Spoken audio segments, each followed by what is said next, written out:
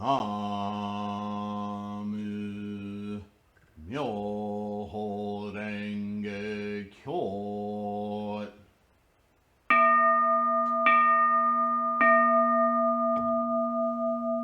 NaMuMyoHoRengeKyo. NaMuMyoHoRengeKyo.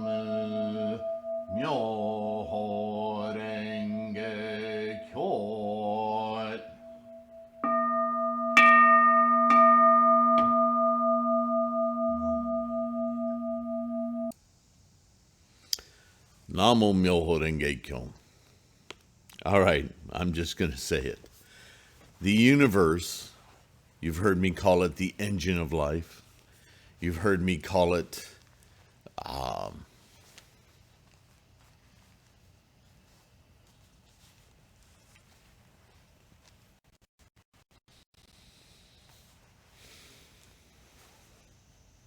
the moment-to-moment instantiation of potentials.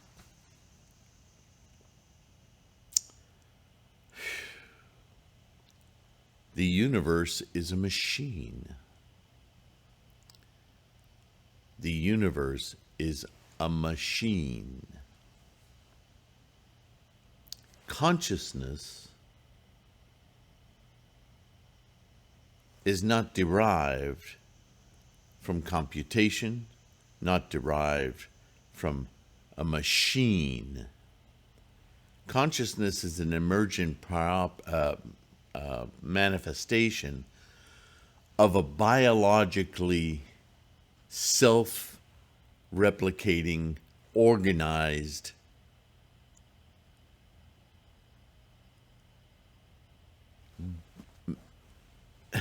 unfathomable grouping of energies which in and of themselves are not conscious.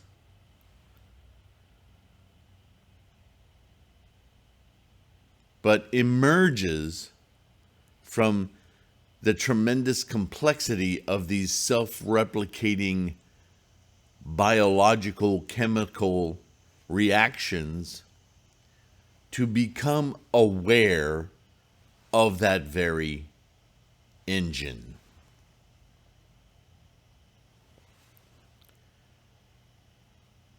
Now, humans are very fond of taking that grouping of consciousnesses, of awareness, and then retroactively apply it to everything from air, rocks, dirt, animals, anything else around them, because humans so crave to belong to something unique. What is the motivation? Why can't we just look upon the very process that instantiates our mind and be in awe? Stop right there. That is the individuality, the uniqueness of that is so amazing. Why do we then have to impose it on things which are not? See, the only way we could do that is by deluding ourselves into thinking that the other things other than this apparatus are thinking, mindful also. And this is where we get look,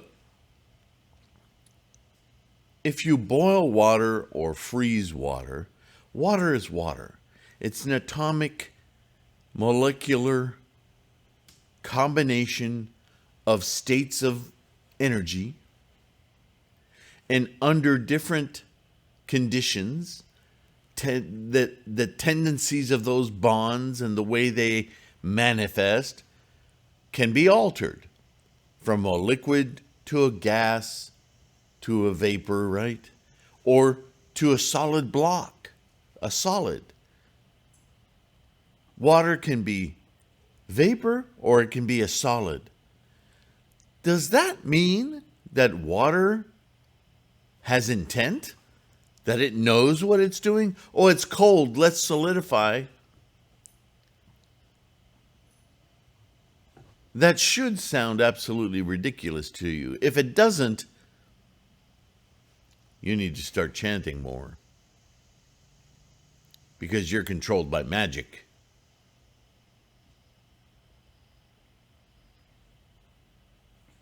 Water doesn't have consciousness.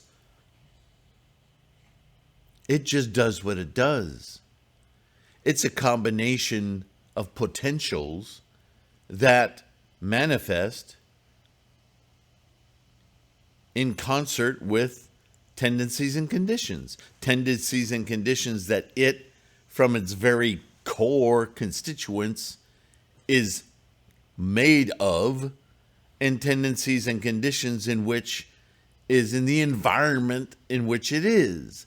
This is very Buddhist. This is the same as you and I.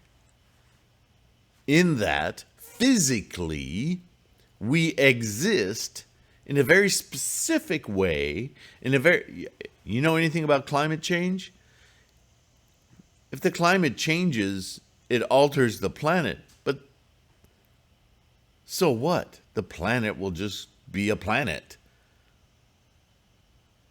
There was a time when this planet was all volcanoes. It's not the planet we need to worry about outside of the way it affects our survival, because just a few degrees and we drop dead of the heat. A few degrees and we freeze into unconsciousness and die. It is you and I, this human phantasm of energies manifesting, that are very precisely tuned to exist as they do and provide us with a sentient awareness of this entire process. Who's to say if the planet warms enough to where most humanity drops dead of the temperature, that some other version of us manifests in a way to handle that temperature, that this thing we call consciousness is completely erased, if not at very least completely modified. This is of a very specific thing, this consciousness that we experience. It's incredibly precious because it's so rare. You can't even conceive of the vastness of the machine of the universe. If the universe was conscious, you don't think we'd find a lot more Earths, a lot more minds out there? It's a ridiculous argument. And I'm sorry I brought it up, but once again, I'm running into this translation using the word soul, and I'm about to just stop reading these translations. They're crap. They're complete, utter derision. They're infusing Buddhist scholarship, force-feeding this religious spiritualism into Buddhism. No! It doesn't belong there. This organization of Nichiren Shu and its worldwide propagation effort. You guys are the enemies of Buddha. I've said it.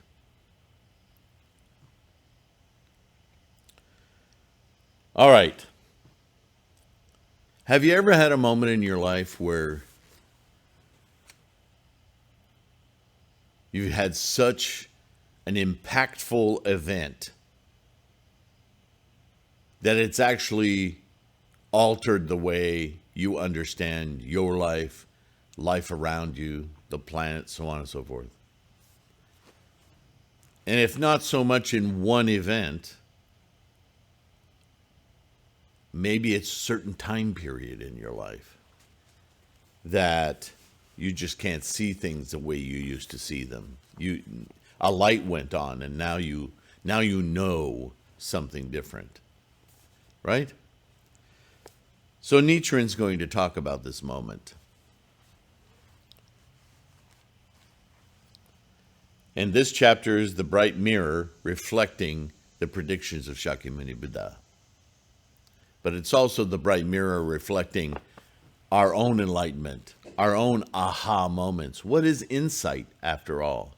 When we get those big insights as we're moving through life and gaining experience, and certain things occur, events happen in our lives, right? This is when I say the universe doesn't happen to you. You're not a victim. It happens for you. So when events happen, they are eye-openers. They are mind openers, reevaluations, right? And in that way, we can see our environment as a reflector of our ongoing momentum, which maybe we're not really paying attention to until that moment happens. Maybe we bring our life energies to the brink of what our energies, our karma can bear until pop, we break through a previously obfuscated truth, right?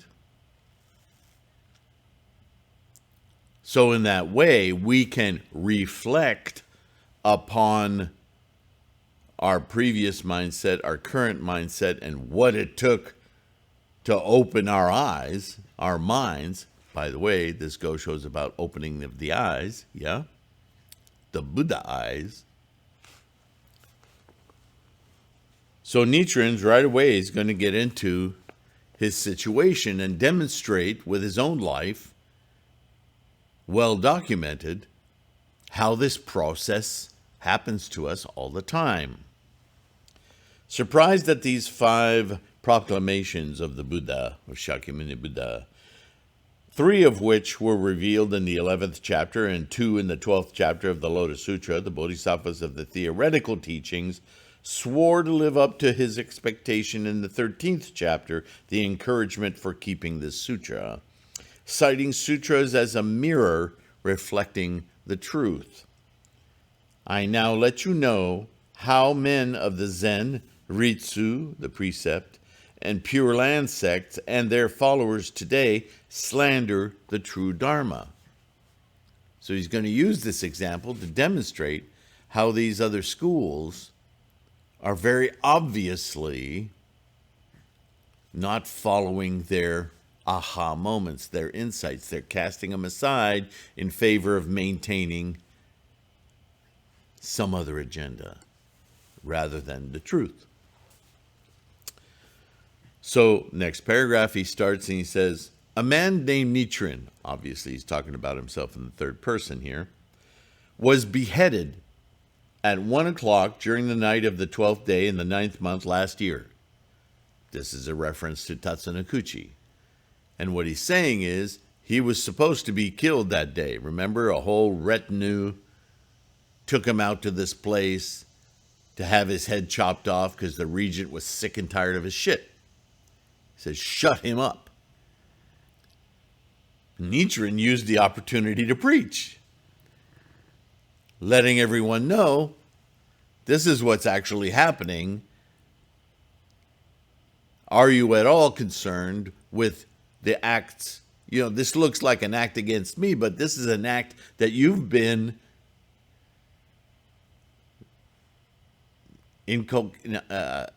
forced into doing for someone else. Are you not concerned about the repercussions for your own lives? And he got people thinking, and for whatever reason, whether they made it up or not, we can't kill him. Now, the regent was probably blue in the face, angry about this. And he said, well, you know, take him out to Sado and let him die out there. But for Nichiren, and in his example, what he's saying is, that day that I was supposed to die, I accepted that I was going to be beheaded. But in the time that I had before my beheading, I made causes. I made effort to awaken people's Buddha nature. I was going to die. So I had to use every last breath I had before beheading to do the work of Buddhism. And in a very real way to Nichiren, that was the day when the Lotus Sutra, the true teaching of Buddhism, the Bodhisattva way, proved itself to me. And I ceased to be simply the man, Nichiren, and I became the votary of the Lotus Sutra.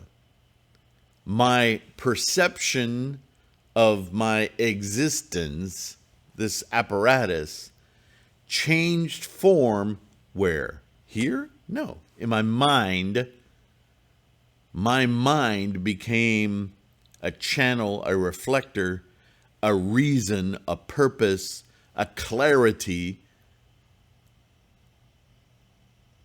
that Nichiren, the body, was just this provisional thing.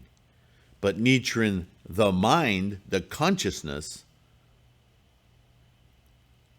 that had a much more important, much more valuable purpose, reason, rationale for being. In a way, you could say, and without getting schmaltzy here, Nichiren lost his samsaric body that day and took on the body of Buddha, right? We talk about the three bodies. It's in the mind.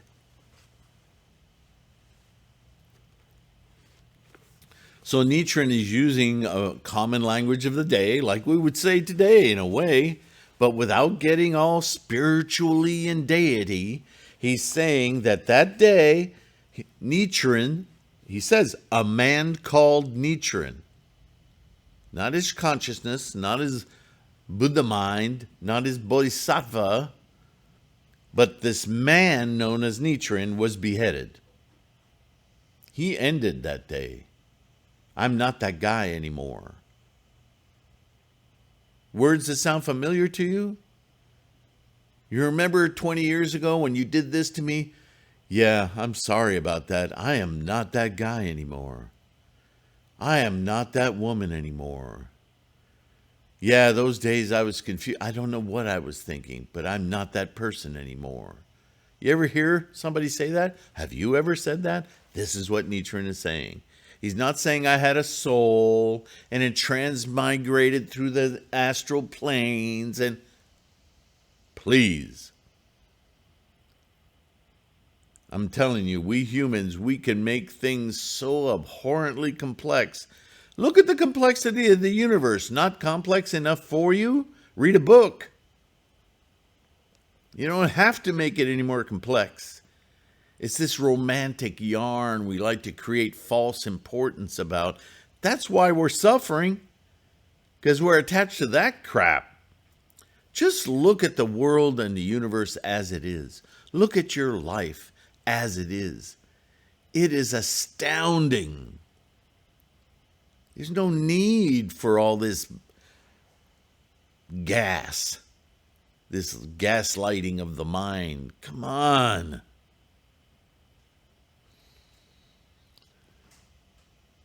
His soul has come to the province of Sado. No. There's no soul. Nichiren died, but I traveled through this other astral plane and manifested now as, I don't know, you think it's Nichiren, but I'm just this gaseous thing. I'm so freaking done with that thinking. It's so stupid. Okay. After this Gosho, I think I'm done with this organization. Their translations are just insulting. So what we can say is Nichiren had a major aha moment. He was about to be killed. And it didn't happen, but in a way it happened because mentally he understood there was a big shift in his understanding of what his life was about. It was no longer about being Nichiren, a man drudging along in his ragged robes, trying to say something. Because he wasn't killed, he realized, wow, there's a much bigger purpose to my life than just trudging around in sandals. That what I'm doing just proved itself to be far more important than just trudging around in these sandals. So he's saying it here. The karma, the momentum of my life was altered in my mind, my Nichiren's mind. This provisional body ceased to be the locus of my existence. And what became the locus of my existence came to Sado Island and is writing this in the midst of the snow of the second month of the following year to be sent to he's still talking about himself in the third person, which how could he do if he was, anyway, closely related disciples. As such, this writing of mine may sound frightening to you, but it should not be. How fearful others will be when they read this writing. The provisional man, Nichiren, that they wanted to assassinate, they succeeded. He's gone. But I'm something much, much bigger now. I am the transmitter of the truth of the teachings of Shakyamuni Buddha, the Lotus Sutra, and I cannot be silenced because I'm not just a lowly monk fisherman's son's body. I'm a mind, and a mind cannot be silenced. This is the bright mirror in which Shakyamuni Buddha, the Buddha of many treasures, and other Buddhas and manifestations all over the universe reflect the state of Japan in the future, namely through the conditions of Japan today. Consider this as my memento in the case that I die. Now, why would he talk about dying again if he's already said that he's dead from the previous year? Understand the similes, the metaphors here. He's let go of his provisional existence as a monk who's yakking to a mind that perceives the truth and spreading that truth, albeit using this apparatus of a body. This is an apparatus. This is a tool. It's no longer an identity. This is the shift. Right? Does it make sense? There's nothing mystical here. This is the mind and self-perception at work. This is what we do when we chant NaMuMyoHoRenGeKyo. We shift from Alex, the body, Sylvain, Sifu Sylvain, the body. Why Sifu Sylvain? Because Sylvain is the body. Sifu is what I do. My actions are the only thing that matters. Everything else is just so much stuff moving through time-space. It's important stuff because it supports the mind. And when it's gone, no mind. So it's important, but it's not the reason. It's not the purpose. It's a support. Vowing to spread the Lotus Sutra in the latter age, uncountable bodhisattvas said to the Buddha in the 13th chapter, encouragement for keeping the sutra in verse form, and now he's going to quote that sermon. We beseech you not to worry. We will expound this sutra in the frightful world after your death. Ignorant people may speak ill of us and slander us or abuse us with swords and sticks. We will endure all of them, because we're not going to endure that with our body. Our body you can do whatever you want with it, but our mind will not be deterred. Our mission will not be deterred. Monks in the evil world, cunning, crooked, flattering, and arrogant, boast themselves enlightened while they are not. Some monks will stay in a monastery, wearing robes, sitting quietly, claiming to be practicing the true way, despising others, staying among the people, attached to profit-making. They will preach the Dharma for lay people and will be revered by the people, as though they were arhats with 6 superhuman powers. They will have evil thoughts, always thinking of worldly matters. Taking advantage of being in a monastery, they will be happy to find our faults. This is very earthbound thinking, right? This is the faux monk, the faux authority, claiming to something just for the grandeur of the vision without actually being that. They don't know how. They just know how to manipulate people. Among the large crowd, in order to slander us, they will always speak ill of us to the king, ministers, Brahmins, lay believers, and other monks, saying that we are crooked in opinion and preach non-Buddhist teachings. Right? Anybody who dares point out that the emperor is naked, silence them. The emperor's naked. In the evil world, in the kalpa of defilement, are many dreadful matters, such as evil spirits abusing and shaming us as we spread the true Dharma. Evil monks of the defiled world without knowledge of the Buddha, using the expedient and provisional teachings, will slander us and frown at us. Often we will be chased out of monasteries. They don't want to be told. They don't want to be shown truth. They like the magic. They like the mysticism, because it's easy to get people to do whatever you want with that. Once you show someone the truth, they don't need to listen to you anymore. The truth is, each one of us, you and I, are completely responsible for the state of our being. And you and I can, especially with the wonderful tools that Nichiren gave us, with this mandala, we can immediately pierce our mind of delusions and open our Gohonzon to experience truth, Buddha, the way things actually are. Once you know that, there's nothing holding you back.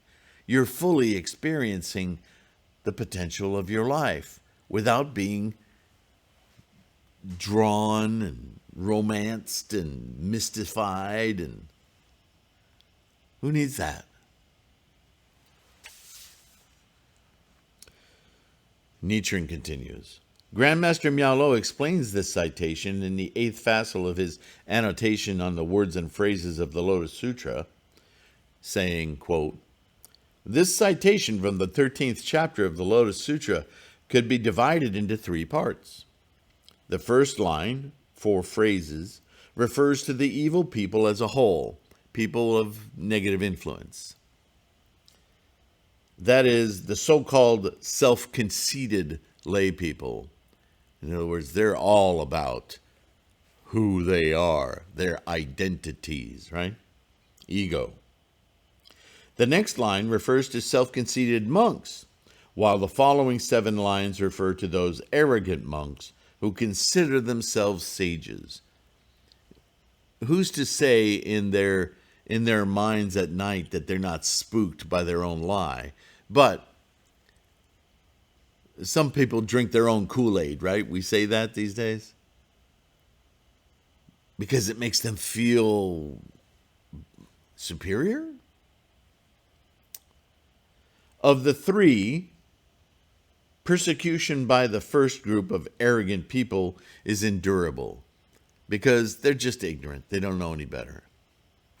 That of the second group is harder to endure, while that of the third group, self-styled sages, is the most difficult to endure because they frickin' know it. They know better. They're intentionally misleading. Those people are enemies of Buddha. Buddha-ness. Because they're the ones who want to be followed. It's all about their ego. They're not enlightening anyone. They would tell you they're enlightening people to their supremacy. Ego, ego, ego. Right? I did this. Therefore, I am great. Shut up. The second and third groups are more cunning and less likely to reveal their faults because they're always worried about being discovered. Monk Chi-tu of Tongchun states in his Tendai interpretation of the meaning of the Lotus Sutra, quote, first, in the 5 lines starting with ignorant people in the encouragement for keeping this sutra chapter, the first line, or verse, refers to those who commit the 3 kinds of evil acts. The physical, verbal, and psychological acts, which are visible. We can witness them doing this. The next line, the verse, beginning with monks in the evil world, refers to self-conceited, arrogant monks, right? Oh, I know more than all these people, so they'll just listen to me. Third, the 3 lines or verses following some monks will stay in monasteries refers to acts of evil monks representing those of all the wicked people. So they're the vaulted ones. In those days, it was monasteries. Today, they're pulpits, right? They're any kind of stage which has this false importance lent to a woman or man who is presenting themselves as superior to begin with, without question, without ever uttering a word. They're put above and framed, right? Pictures circulated widely, right? The stage is set, as it were. Nichiren goes on, he also writes, 2 lines following among the large crowd referring to reporting false charges to the authorities against the true Dharma and against those who spread it. Oh yeah, we'll go to the authoritarian elite and have them back us up. So there'll be consequences to your not believing in me. It is said in the Nirvana Sutra, Facile 9, quote, good men, suppose a man of Ichantika, pretending to be an arhat, stays in a remote corner in tranquility in slandering the Mahayana Sutras. Ordinary men who see him may think him to be an arhat or a great bodhisattva. He's not giving it away. He's just putting him, or she's putting herself in this vaulted place. Right? Think cathedrals or monasteries or places that by their structure and architecture say something excellent or superior is within. They hide in that guise without having to utter a word. The sutra also says, in the Nirvana Sutra, at the time this Nirvana Sutra spreads all over the world, Jambudvipa, evil monks will steal it and forcibly divide it up into many little parts, destroying the excellent color, fragrance, and taste of the true Dharma. They'll confuse people.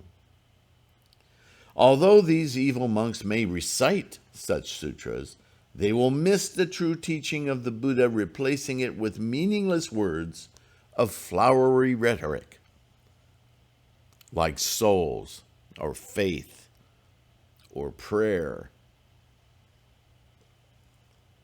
You must know that such evil monks are the demon's companions. Nichiren says in the Sixth Facile Nichiren, or Nirvana Sutra, it states, there will be a man of each Antika who acts like an arhat but commits evil acts, and there will be an arhat who acts like a man of each Antika but has compassion. An arhat-like man of each Antika refers to the people who slander Mahayana Buddhism. An arhat who acts like the man of each Antika refers to a man who despises the Hinayana sages of Shravaka and widely preaches Mahayana Buddhism, assuring the people that both he and they are bodhisattvas because everybody has Buddha nature in themselves. Nevertheless, those people would consider him a man of each Antika. This is all about attitude and intent, isn't it? As you've heard me say it endlessly. Attitude, intent.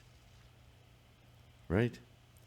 When Nichiren was about to be beheaded, and he wasn't, his attitude changed about his mission, his purpose in life, and his intent changed. Because he was no longer just repeating and teaching other people's words. He was owning them, living them. He became a true bodhisattva, not just a teacher, scholar. Do you see? It is also said in the Nirvana Sutra, quote, after the death of the Buddha, or Shakyamuni Buddha, and after the age of the true Dharma is over, monks in the age of the semblance Dharma will no longer be sages. Because what they know is now just a stepping stone.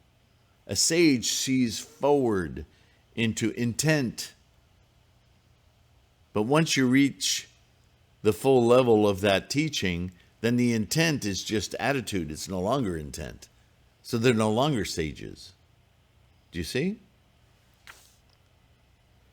On the surface, they will appear to keep precepts and recite sutras a little, but they will devour rich food and enjoy a prosperous life, so on and so forth. Although they wear robes of Buddhist monks, they will act for selfish gain, just like hunters walking slowly, aiming at game with narrow eyes, or cats stalking a rat. They will always utter this, quote, I have attained the stage of Arhat, and so on and so forth. They will appear to be wise men and virtuous people, but in heart they will harbor greed and jealousy, just like Brahmins practicing the exercises of keeping silence. They will appear to be Buddhist monks, but actually are not. With their rampant evil thoughts, they will slander the true Dharma. Attitude, intent. It's hard to tell what attitude and intent are, judging by the words that come out of people's mouths. The only thing we can judge is our own response, our own truth, reason, rationale. Don't follow the person, follow the law. Keeps coming back to that, doesn't it? If you really want to know, you must enlighten yourself. NaMuMyoHoRenGeKyo. Then you will know if what you are hearing is food for Buddha-ness or poison to lead you away. Only you can tell. Nichiren continues, now in the light of the Lotus Sutra preached on Mount Sacred Eagle and the Nirvana Sutra preached under the twin Sala trees, as bright as the sun and moon, and commentaries by Miao Lo of Bi-chan, and Chi Tu of Tung Chun, as brilliant as a clear mirror, sectarian schools today and the ugly faces of Zen, Ritsu, and Pure Land followers in all of Japan are seen without a trace of a cloud. The situation becomes very obvious. Who is nurturing the true teaching of self-enlightenment, and who is using the teachings for their own gain? Betraying this amazing teaching and confusing scores of people. Evil's a good word, right? It is said in chapter 13 of the NaMuMyoHoRenGeKyo, the Sutra of the Lotus Flower of the Wonderful Dharma, encouragement for keeping this sutra, that it would be spread, quote, in the dreadful and evil world after the death of Shakyamuni Buddha. In chapter 14, Peaceful Practices, quote, in the latter evil day, quote, in latter days, quote, during the latter days when the Dharma is about to disappear. In chapter 17, Variety of Merits, quote, in the evil world during the latter age of degeneration. And in chapter 23, Previous Life of the Medicine King Bodhisattva, quote, during the fifth 500-year period after the death of Shakyamuni Buddha. Likewise, it is said in the Lotus Sutra of the True Dharma, the Kanzeppon chapter, that the sutra would be spread, quote, in latter days, and, quote, in the coming latter days. The Tenpon Hokkyo Lotus Sutra with additions says the same. So the sutra itself and the scholarship about the sutra says this time period, this is the time period where this is going on, where there'll be a lot of posers and liars, all standing in the way, ultimately, of your self-realization, your self-manifestation of Buddha-ness. It is true that Grandmaster Tendai has written, quote, the 3 southern masters and 7 northern masters of Buddhism in China during the age of the semblance Dharma have become the enemies of the Lotus Sutra. Grandmaster Dengyo, too, has this to say, quote, during the end of the age of the semblance Dharma, scholars of the 6 sects in Nara, the southern capital, were the enemies of the Lotus Sutra, end quote. During the time of these 2 grand masters, however, the enemies of the Lotus Sutra had not yet become apparent, because this was before this time, this epoch, the latter age of degeneration. Nevertheless, statements cited above from the Lotus Sutra were made in the presence of Shakyamuni Buddha and the Buddha of many treasures sitting side by side in the stupa of 7 treasures, like the sun and moon, as well as Buddhas in manifestation from all over the universe, sitting under Bodhi trees like the stars in the sky. Innumerable bodhisattvas, 80 trillion Nayuta in number, consulted one another and decided that there would be 3 kinds of enemies of the Lotus Sutra at the beginning of the latter age of degeneration, following the 1,000-year age of the true Dharma, and another 1,000-year age of the semblance Dharma after the death of Shakyamuni Buddha. How could this be false? In other words, everything that he's quoted, talked about here, by other scholars, not just himself, are all in Shakyamuni's teaching, his sermon of the Lotus Sutra. None of these scholars, including himself, are making this stuff up. They're reading it from 3,000-year-old predictions of the Buddha, Shakyamuni. And here it is manifest. That's quite astounding. This isn't to say that Shakyamuni was a prophet. Shakyamuni was someone who understood the engine of life, the methodology of all phenomena, And when you look at the machine and what it does, it's quite easy to predict what it will eventually do.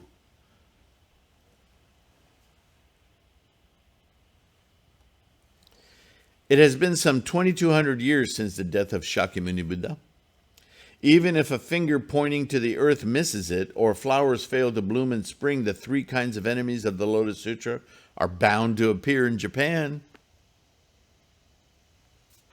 If so, who will be among the three kinds of enemies? Or who will be considered to be one who practices the Lotus Sutra? How will we be able to define that in our day? How will we be seeing that manifest? We're not sure. Are we among the so-called three kinds of enemies? Or are we among those who practice the Lotus Sutra? We're not sure, Nichiren says. It was during the night of the 8th day of the 4th month in the 24th year, 1029, of King Chao, the 4th sovereign of the Chao dynasty in ancient China, that rays of light in 5 colors flashed in the sky from the north to the south, brightening it as though it were daytime. The earth trembled 6 ways, rivers, ponds, wells rose without rain, and all grasses and trees bloomed and bore fruit. It was miraculous. Greatly alarmed, King Chao consulted historian Su Yu about this and was told that this was an omen of the birth of a sage in the land to the west. The historian continued, quote, "Nothing will happen for now, but in 1,000 years the teaching of that sage who was just born in the west land will come to this land and save the people." Su Yu was a petty Confucianist who had not yet eliminated delusions and evil passions. Yet he was able to foretell 1,000 years in advance. As he predicted, Buddhism was introduced to China in 1,015 years after the death of Shakyamuni. In the 10th year of the Yunping era, 67 CE, during the reign of Ming Ti, the second emperor of the latter Han. This is when Buddhism came to China. So Nichiren quotes a lot of ancient fables that are in the culture, right? And as, you know, as humans are humans, these stories become not just folklore, but what do we call them these days? Urban myths, like there's some truth to them. They're observations by people, and they're turned into fact by creative, magical minds. The prediction of the Lotus Sutra is incomparably superior to that of Su Yu, right? Su Yu is based on folklore. The predictions of the Lotus Sutra, as I stated earlier, they're based on reason, rationale, the eventuality of, right? If you put a fire under water, you're going to get bubbles, boiling water, and vapor, right? It follows. Tendencies and conditions, change the conditions, express different tendencies. This is the engine of life.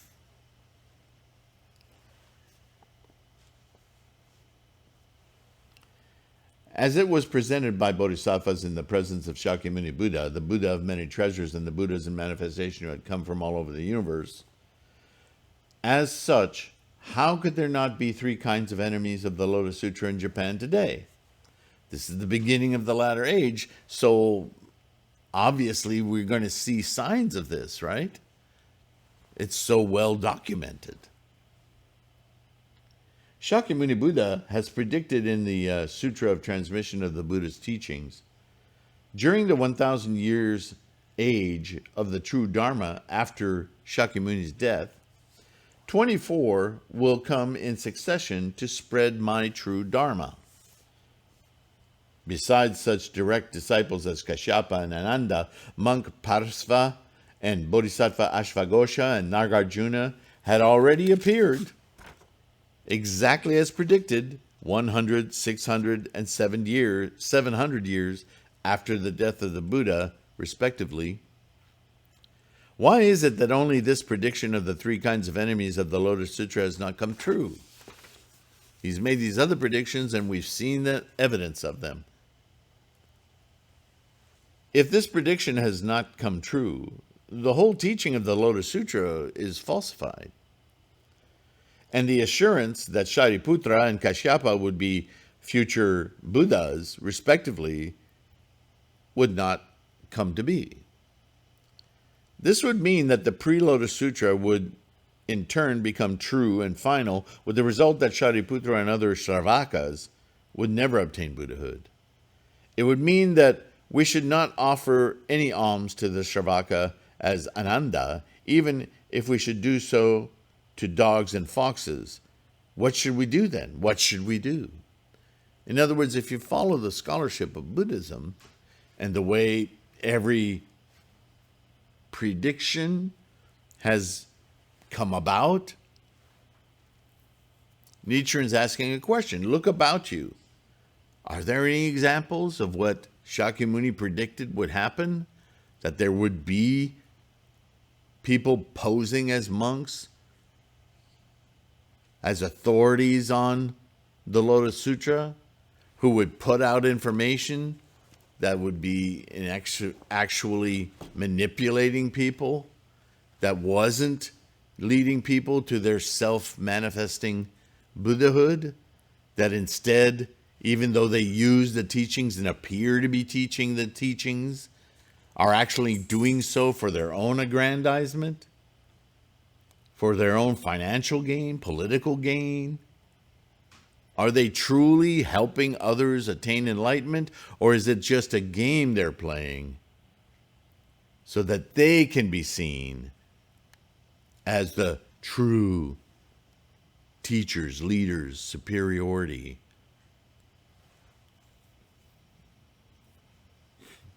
Because that's a disease, right?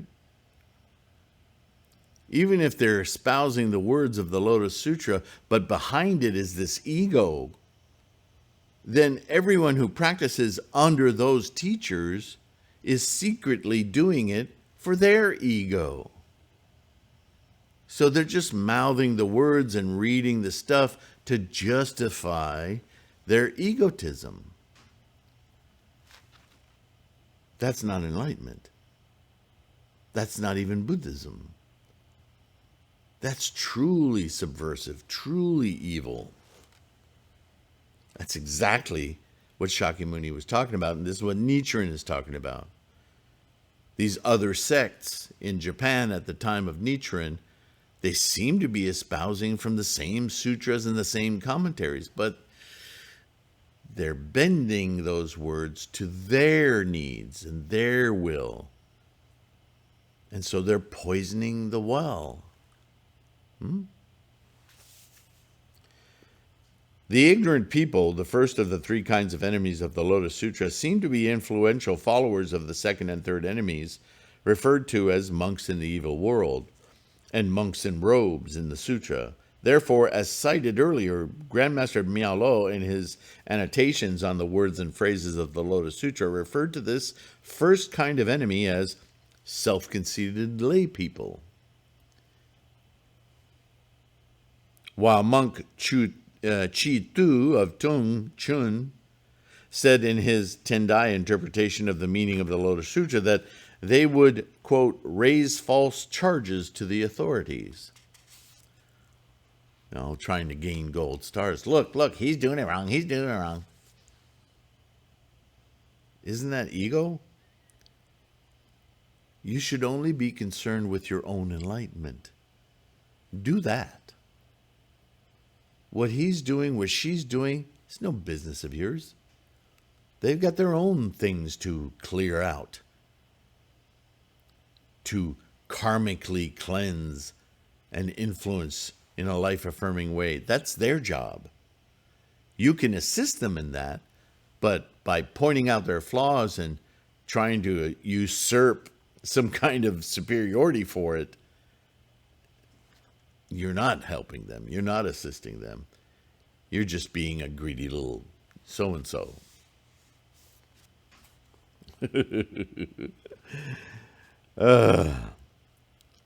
As for the second group of the three enemies of the Lotus Sutra, it is said that the encouragement for keeping this sutra chapter of the Lotus Sutra, quote, monks in the evil world will be cunning, crooked, flattering, arrogant, and boast of themselves as enlightened while they have not understood anything. And just for the record, I am not enlightened. I'm working my best to maintain a practice that avails me of enlightenment, that awakens me. When I chant, I awaken just like you do, and I experience Buddha-ness, but maintaining that 24/7 through my day, it's a life's work. It just is. And that's why I'm here. I want to inspire you to follow this path, to stay on it. Because as much as we touch, taste, feel Buddhahood when we chant to our mandala and we do Gangyo, we experience it, we know we feel it, our life is changing, but the moment we walk away, we're just who we are, we're still just people. Undoubtedly, we influence others, but taking responsibility for that and living up to that all the time, incredibly difficult. I know you know what I'm talking about. So no pretense here. The Nirvana Sutra states, quote, there will be evil monks, so on and so forth. Although these evil monks recite the sutra, they will lose sight of the profound teaching of the Buddha, right? They're just doing it like a habitual. Like, how many songs have you sung to yourself and not really thought about the meaning of them? Although, you know, human songs isn't a really good, it's not a really good conceptualizer of the sutras. However, the example still holds. We remember songs and we repeat songs because they have a certain touchstone to memories and our earthly lives, right? We have certain memories attached to songs and so forth, but we don't often spend a lot of time breaking down a song for its essential meaning. It's not something that we're perfectly happy to make a song stand for a time in our own lives. It's very egotistical. That's what we do. And the same can happen with Gangyo and recitation and chanting. We can just do it because, I don't know, it's easy to do, it's fun to do, it feels good, whatever. Our intent is lacking. Our intent is everything. What do we want to accomplish? What does Buddhahood feel like 24/7? That's a whole different resolve, isn't it? That's why Nichiren keeps hammering on that thing. Be confident, have conviction. That's where you truly get the meaning of the Buddhist method and enlightenment. Grandmaster Tendai interprets in his Mohochi Kwan, the Great Concentration and Insight, those without conviction in the Lotus Sutra consider it to be only for sages and to be too difficult for ignorant people like themselves. Yeah, I just play at this to belong, but I don't understand it. I'll never understand it. Right? There are a lot of schools out there that teach you not to understand it by saying things like, you don't need to know what you're doing, just do it. No, you kind of do need to know what you're doing. You don't have to know it all. That's why study. Those without wisdom become self-conceited, considering themselves equal to the Buddha. Well, I don't know anyone like that, or maybe I do, but to me, that's just not, that's a momentary realization when we're chanting, when we're doing Gangyo. But to live it, again, moment to moment, very difficult. I don't know anyone who's done it. There may be those who claim it. If they do, run. For instance, Grandmaster Dao Cho, second patriarch of Chinese Pure Land Buddhism, stated in his collection of passages concerning rebirth in the Pure Land that the second reason why the Lotus Sutra should be given up was that its teaching was too exquisite for ignorant people to understand. You'll never understand it, so why bother? Let it go. Here, let me give you some pablum that you can enjoy doing every day. Oh, by the way, send your $20 for your prayer handkerchief, and you'll be a good one.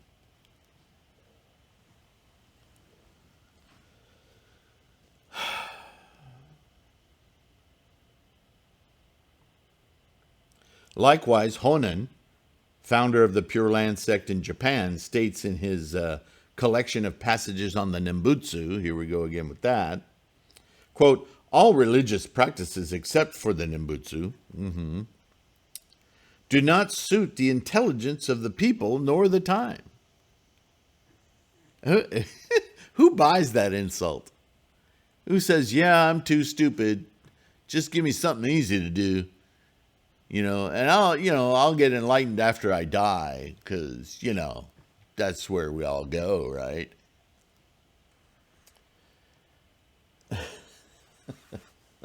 Really animated today.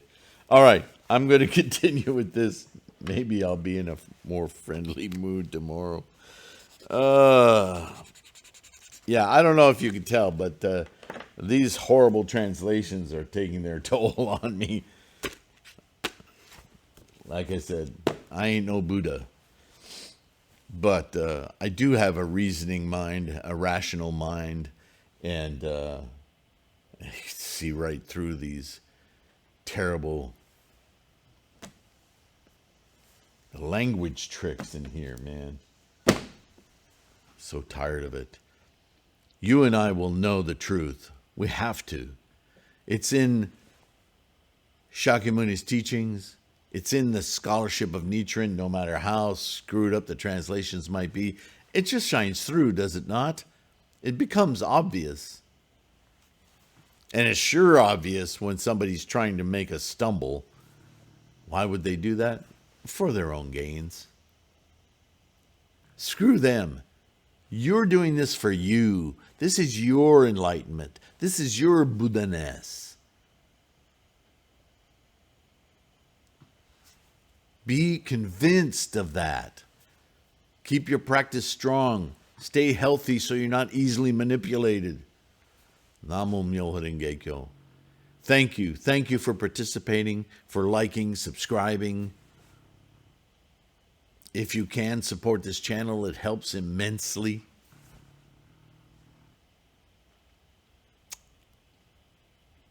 You guys are awesome.